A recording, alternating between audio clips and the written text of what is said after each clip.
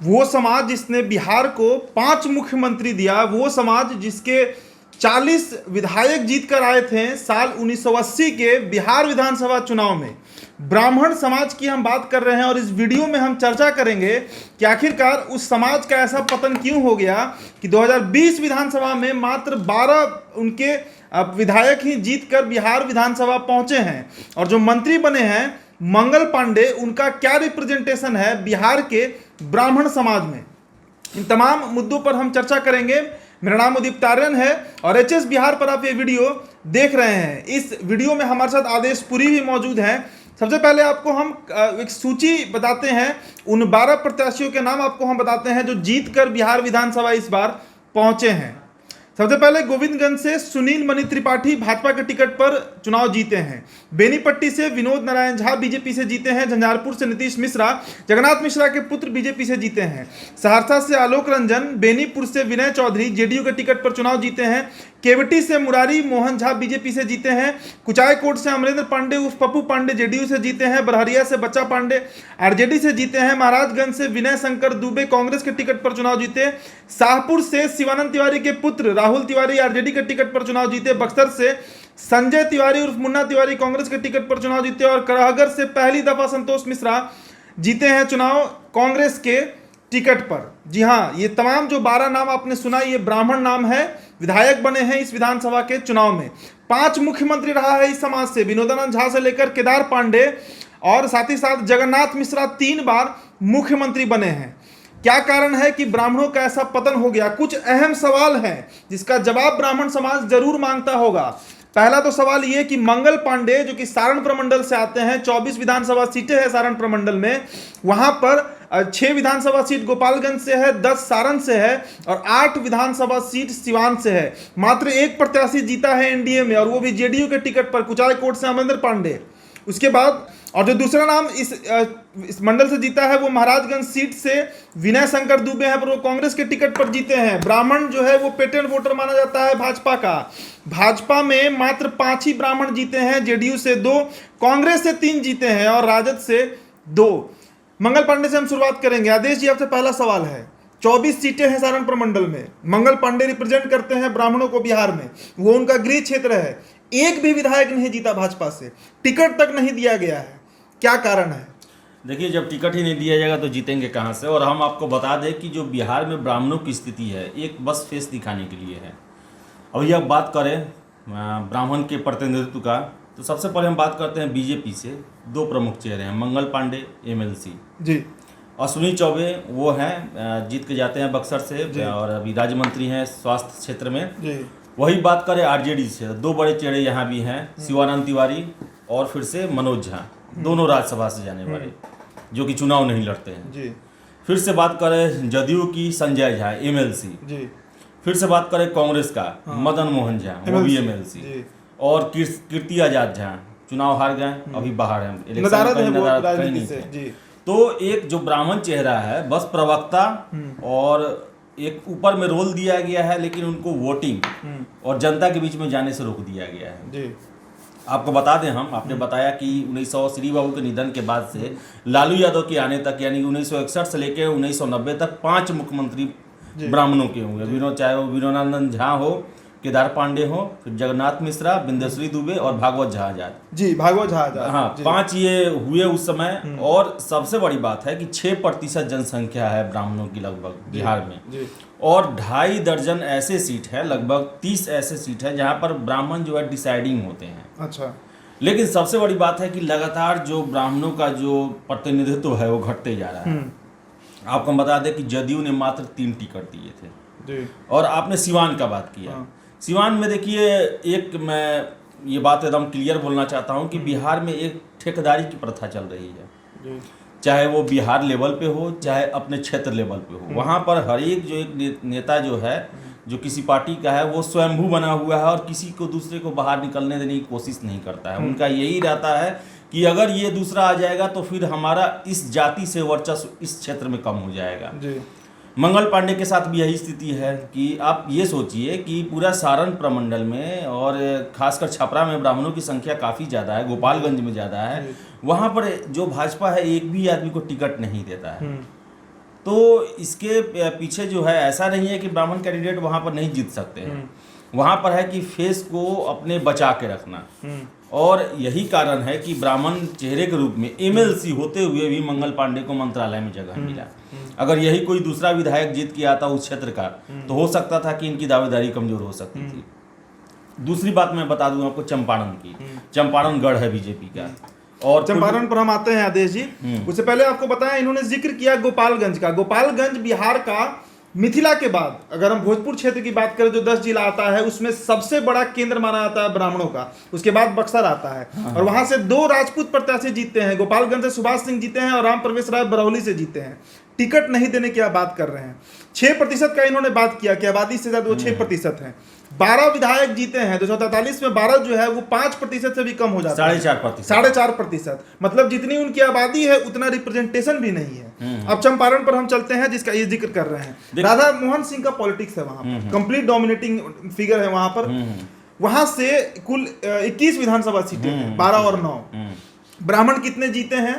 और क्या राधा मोहन सिंह के ऊपर जो ये आरोप लगाया जाता है कि ब्राह्मणों को पनपने नहीं दे रहे हैं, सही है? देखिए, आपको बता दें कि पूर्वी चंपारण में गोविंदगंज जो क्षेत्र है ब्राह्मण बहुल है। सारे कैंडिडेट जो हैं ब्राह्मण रहते हैं, चाहे कांग्रेस के ब्रजेश पांडे हो, फिर से वहाँ पर लोजपा के राजू तिवारी हो या फिर बीजेपी के सुनील मणि तिवारी हो। आप देखिए कि पहली बार जो गोविंदगंज सीट जो है बीजेपी अपने नाम लेती है। इससे पहले आज तक उसने नहीं, बीजेपी ने नहीं लड़ा था वहाँ पर। और वहाँ पर सुनील मणि तिवारी को दिया जाता, वो जीत के आते हैं। बगहा सीट आपको बता दें, बगहा ब्राह्मण बहुल क्षेत्र है। वहाँ से आर एस पांडे जो सीनियर IAS थे रिटायर्ड, वो जीत के विधानसभा गए थे। उनका टिकट काट दिया जाता है वहाँ से इस बार बीजेपी से ही। और फिर से आपको बता दें कि वाल्मीकि नगर क्षेत्र भी जो है वो पंडित ओरिएंटेड क्षेत्र है। वहाँ से अगर देखें तो लोकसभा में भी वहाँ पर वो है ब्राह्मणों को ही टिकट दिया जाता है। पर वहाँ से राजपूत जीते हैं, धीरेन्द्र प्रताप सिंह नाम है, जेडीयू से वो जीते हैं। और रिंकू सिंह उनका नाम भी है। और आपको बता दें कि वहां भी नहीं दिया गया टिकट। तो एक तरह से लौरिया की बात करें, विनय बिहारी जीते हैं, राजपूत से राजपूत से आते हैं। तो और आपको बता दें कि इससे ज्यादा कांग्रेस ने विश्वास दिखाया है। बेतिया विधानसभा क्षेत्र से मदन मोहन तिवारी और फिर से गोविंदगंज से ब्रजेश पांडे, 2 आदमी को टिकट, हालांकि दोनों हार गए लेकिन 2 आदमी को टिकट दिया गया। लेकिन बीजेपी ने, आपको ये देखना चाहिए कि केदार पांडे जब ब्राह्मणों के पहले CM वेस्ट चंपारण से ही जीत कर आते हैं और वहां पर पूरे वेस्ट चंपारण में आपने एक भी जो है ब्राह्मण कैंडिडेट को नहीं दिया जी। यही और जो सीटिंग था उसका भी आपने टिकट काट लिया। और आपने उसको मैनेज करने के लिए पार्टी आलाकमान को बता दिया कि जो चंपारण में एक ब्राह्मण को देना है हमने गोविंदगंज में दे दिया। गोविंदगंज में आप कभी चुनाव ही नहीं लड़े, पहली बार वहां पे उतार दिया आपने। हालांकि जीत गए, जीत गए। लेकिन जो बगहा आपका जो सीट था RS पांडे, जिनको कहा जा रहा था कि वाल्मीकि नगर क्षेत्र पर लोकसभा क्षेत्र में उनको MP बनाने के लिए लाया गया था, अब लेकिन MLA बनाया गया, फिर उसका टिकट भी काट दिया गया।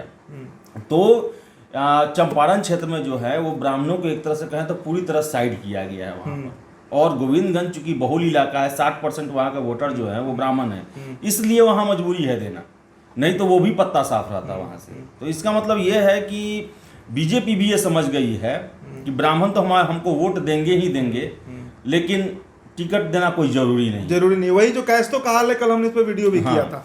चलिए, हथुआ के विधानसभा के बारे में आपको बताएं। जीरादेई विधानसभा सिवान जिले में आता है। यहाँ पर अगर जीरादेई के स्पेसिफिक तौर से बात करें तो वहां पर लगभग 40,000 की आबादी में ब्राह्मण हैं। हथुआ जो है वो भी ब्राह्मण डोमिनेटिंग एरिया है। गोपालगंज खुद ब्राह्मण डोमिनेटिंग एरिया है। और जैसा आदेशपुरी ने बताया, चंपारण का भी कुछ क्षेत्र, बगहा का इन्होंने जिक्र किया, गोविंदगंज का इन्होंने जिक्र किया। इन तमाम जगहों पर ब्राह्मण डिसिसिव वोटर हैं, उसके बावजूद टिकट काटा जाता है। अब चलते हैं हम उस मूल सवाल पर कि जगन्नाथ मिश्रा, ललित नारायण मिश्रा, भारत का जो पहला कैबिनेट तैयार हुआ था, जो पहला चुनाव हुआ था, जवाहरलाल नेहरू प्रधानमंत्री बने थे, उस कैबिनेट में उन्हें मिनिस्टर बनाया गया था। 1975 के अप्रैल के महीने में जब उनकी मृत्यु होती है, जनवरी में, तो उस समय वो रेल मंत्री थे। मिथिलांचल के ब्राह्मणों को इस तरह दरकिनार क्यों किया जा रहा है, इसका सबसे बड़ा प्रमाण मैं बताता हूं आपको। परसों जो कैबिनेट का गठन हुआ उसमें मंगल पांडे को मिनिस्टर बनाया गया, जबकि सारण प्रमंडल से एक भी ब्राह्मण भाजपा जीत के नहीं आया है, सिर्फ अमरेंद्र पांडे जीते हैं। मिथिला ने फिर इस बार खुद दरभंगा से और मधुबनी से 9 सीट जीता है भाजपा। वहां का रिप्रेजेंटेशन बिल्कुल खत्म किया जा रहा है। अगर देखा जाए तो मिनिस्ट्री में जगह नहीं दिया गया। तो क्या जो नीतीश मिश्रा झंझारपुर से जीते हैं, जगन्नाथ मिश्रा के पुत्र, इनको नहीं बनाना चाहिए था? इतना बड़ा सपोर्ट मिल रहा है उधर से भाजपा को, क्या ये पॉलिसी क्या है, क्या मतलब भाजपा का कौन सा नीति है ये? देखिए, आपको बता दें हम कि एनडीए को जो है वो मिथिलांचल में 5 सीट मिला है जी। और शुरुआत से ही जो है ब्राह्मण सियासत का एक बहुत मजबूत किला माना जाता है मिथिलांचल को। 5 सीट जीता है, इसमें 4 सीट जो है बीजेपी ने जीता है। और आपने मंत्रिमंडल में है कि मिथिलांचल का आपने प्रतिनिधित्व बढ़ाया है, लेकिन एक भी ब्राह्मण को आपने नहीं दिया है। और बता दें, आपको लिस्ट बता दें कौन कौन से हैं। बेनीपट्टी से विनोद नारायण झा हैं, जिनके बारे में पहले चर्चा की गई कि वो विधानसभा अध्यक्ष बनेंगे, रेस से पूरी तरह बाहर हो गए। पिछले कैबिनेट में मंत्री भी थे, लेकिन इस बार उनको कोई पद अभी तक नहीं दिया गया है। फिर से झंझारपुर के नीतीश मिश्रा की बात करें, वो भी काफ़ी समय से वेटिंग में थे कि, और झंझारपुर आपको बता दें कि ये ब्राह्मणों का बहुत बड़ा गढ़ है ये, और यहाँ पर आपको ललित नारायण मिश्रा भी यहीं से जीत के जाते थे। सहरसा से आलोक रंजन जीते हैं बीजेपी के। फिर से बेनीपुर के विजय चौधरी जो कि जदयू से जीते हैं, और केवटी से देखिए कि अब्दुल बारी सिद्दीकी को हराकर मुरली मनोहर झा जो है बीजेपी का टिकट से जीत के आए हैं। मुरारी मनोहर झा, हाँ, मुरारी मनोहर झा। तो आप ये समझ सकते हैं कि मिथिलांचल ने ही इस बार जो है एनडीए के सरकार को बनाया है, या यूं कहें तो खत्म होने से बचाया है, और इनकी सरकार जा सकती थी। और सबसे बड़ा वहाँ योगदान जो है ब्राह्मणों का रहा है। आप एक क्षेत्र में 5 जो है ब्राह्मण आपको जीत के आते हैं, और वहाँ पर आपने एक भी ब्राह्मण को जो है नहीं दिया प्रतिनिधित्व। वही सवाल। देखिए, मैं आपको एक चीज़ और बताता हूँ कि ब्राह्मण में भी एक पॉलिटिक्स चल रहा है। ब्राह्मण में भी पॉलिटिक्स चल रहा है कि जैसे कुछ नेता जो हैं वो नहीं चाहते हैं कि दूसरे ब्राह्मण नेता उभर के आए, ये सबसे बड़ा पॉलिटिक्स है। हाँ, चेहरा बने वो, क्योंकि अगर चेहरा बन जाएंगे तो उनको चैलेंज कर सकते हैं, या फिर उनके अंडर में सारे ब्राह्मण जो है गोलबंद हो सकते हैं। तो मैंने एक आपसे बात की है ठेकेदारी की। हर एक जाति में ठेकेदारी चल रही है, हर एक क्षेत्र में ठेकेदारी चल रही है, जहाँ पर एक नेता जो है दूसरे युग नेता को उभरने नहीं दे रहा है। फिर से आप बात करें कि एक जाति का है तो दूसरे अपनी जाति को आने नहीं दे रहा है। अब जैसे एक और मैं चर्चा आपको बता दूं कि गुप्तेश्वर पांडे जो है, जिनके बारे में पूरी तरह चर्चा हो गई थी कि वो जदयू का टिकट उनको मिल जाएगा बक्सर क्षेत्र से, लेकिन वो नहीं मिला। उसका 2 बार नहीं मिला। 2009 में भी, उसमें लालमुनि चौबे उनके सामने खड़े हो गए, और अभी जो है अश्वनी चौबे खड़े हो गए उनके सामने, क्योंकि इन्हें डर है कि अगर ये ब्राह्मण है, अगर एक बार आ जाते हैं, जीत जाते हैं, तो उनका जो ये एक तरह से पैतृक बन चुका है वो उनके हाथ से छिटक के दूसरे के हाथ में न चला जाए। ये अमूमन सारे पार्टियों में, अब बीजेपी में ओवरऑल नहीं है, लेकिन इसमें जो है व्यक्ति विशेष और क्षेत्र विशेष पर ये चीज़ है। आप जैसे देख सकते हैं कि यादवों की राजनीति आप देखें तो कभी भी जो बिहार के जो यादव फैमिली हैं, चाहे वो लालू यादव की फैमिली हो, वो कभी नहीं चाहेगा कि बिहार में दूसरा यादव कोई पनपे या आगे बढ़े, क्योंकि वो सबसे पहले उसी के लिए खतरा बनेंगे। उसी तरह ब्राह्मणों में भी ये चीज़ आ गया है। फिर से हर एक जाति में जो है, हर एक क्षेत्र में, जैसे कि आपको बता रहे हैं कि जो क्षेत्र के जो लीडर हैं, चाहे वो राधा मोहन सिंह आपको तिरहुत क्षेत्र देखते हो, चाहे मंगल पांडे सारण क्षेत्र देखते हो, या फिर मिथिलांचल के जो क्षेत्र देखते हो, और कोसी का जो क्षेत्र देखते हो, दक्षिण बिहार का जो देखते हो, वो इनका ये प्रयास है कि वहाँ से हम स्वाभाविक रूप से एक ऐसे नेता को न पनपने दें जो कि कल को उनको चैलेंज करे। लेकिन बीजेपी जो है संगठन पर बल देती है, और उसका सबसे बड़ा जो प्रमाण देखने को मिलता है वो कल के कैबिनेट में दिखा। सुशील मोदी भी स्वयंभू बनने की कोशिश कर रहे थे बिहार भाजपा के, उन्हें बाहर का रास्ता दिखा दिया गया। तारकिशोर प्रसाद, रेणु देवी, जिनका कोई चर्चा नहीं था, उन्हें लाकर डिप्टी सीएम बना दिया जाता है। तो चूंकि बीजेपी ये संगठन की पार्टी है, इसलिए इसने इग्नोर किया। हालांकि वो पहले बहुत पैठ बना चुके थे, लेकिन अन्य पार्टियों में जो है ये चीज़ें अभी नहीं है। और क्षेत्र लेवल पर भी जो वर्चस्व है नेताओं का, उसे भी कम करना पड़ेगा। मैं आपको बताऊं, पूर्वी चंपारण, पश्चिमी चंपारण, ये जो है बहुत बड़ा गढ़ है बीजेपी का। यहाँ से कोई राधा मोहन सिंह के अलावा कोई नहीं बड़ा नेता आज तक उभराएंगे। क्यों, क्या कारण है? ये एक ऐसे वट वृक्ष की तरह वहाँ पर अपने आप को बना लिए हैं, जिनके नीचे कोई भी दूसरा पौधा उग ही नहीं सकता है। इनको मौका ही नहीं दिया जाता आगे जाने का, उतना वर्चस्व ही नहीं बनाने दिया जाता है, क्योंकि इनको लगता है कि ये हमको चैलेंज कर देगा, और यहाँ के एक तरह से ठेकेदारी हम मेरा है। सारे बिहार में यही स्थिति है, और इसका सबसे बड़ा शिकार जो है, अभी हमने बात कर रहे हैं ब्राह्मण वोट का, तो आप समझ सकते हैं कि एक जो ये जाति है जो एक समय बिहार को 5 मुख्यमंत्री दिया, लगातार सिमटते जा रहा है, और 12 सीटों पर आके सिमटा हुआ है। और मंत्रालय में एक ऐसे व्यक्ति को मंत्री दिया जाता है जो कि चुन के नहीं आता है, दूसरे दरवाजे से, एमएलसी के रास्ते। सवाल तो लाजमी है उठना, अगर मिथिलांचल से 5 ब्राह्मण जीत कर आते हैं और शाहाबाद की बात करें जहां 22 विधानसभा सीटें हैं, 4 जिला है, वहां से 2 सीट मात्र जीता है भाजपा, जेडीयू वहां से 0 है, बहुजन समाज पार्टी वहां से जीत गया चैनपुर विधानसभा, और 19 सीटें महागठबंधन जीती हैं। तो लाजमी सा बात है कि वहां से जब कोई नेता ब्राह्मण का नहीं पनप पाता है, उसी का परिणाम है कि शाहाबाद में आज इतनी बुरी हार हुई एनडीए की। पर फिर वही सवाल है कि मिथिलांचल से जब 5 ब्राह्मण जीत के आते हैं तो इनको मिनिस्ट्री क्यों नहीं दिया जाता है?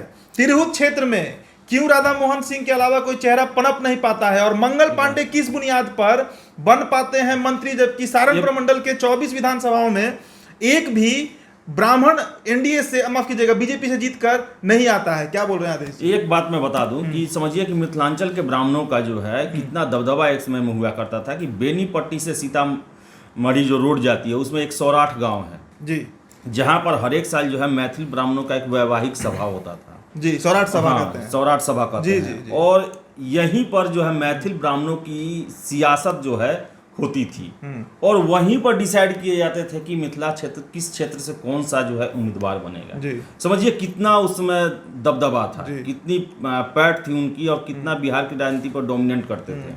लेकिन ये किला जो है ढह चुका है, और केवल जो है वोट लेने के लिए, लेकिन जब मंत्रालय की बारी आती है, प्रतिनिधित्व की बारी आती है, इनको साफ इग्नोर किया जाता है। जी।